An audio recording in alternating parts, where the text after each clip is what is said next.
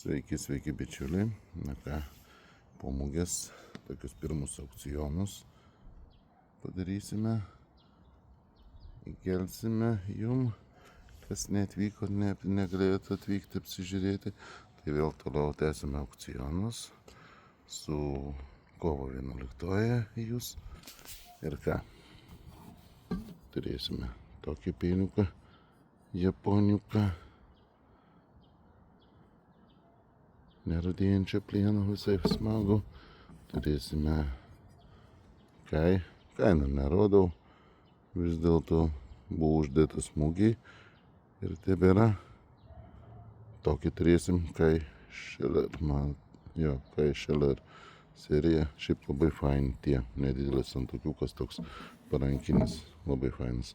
Turėsime galingą prožektorių, aišku šviesa nesimato.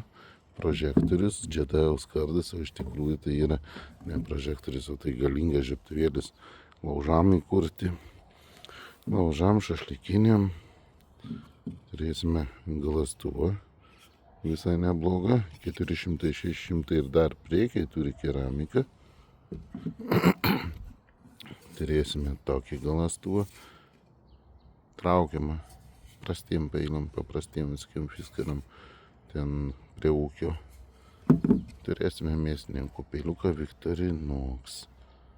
Tai va, ir dar turėsime tokią galingą lentą, apie kurias aš jums esu pasakojęs, kad tokias lentas reikia naudoti, kad nečiapinti peilių, su labai gražiais raštais. Tai va, gavau tokią lentutę ir daugiau, keletą lentų turiu, bet vieną jums paskirsiu aukcionui. Statykit, laimėkit, įsigykit ir sėkmės bičiuliai.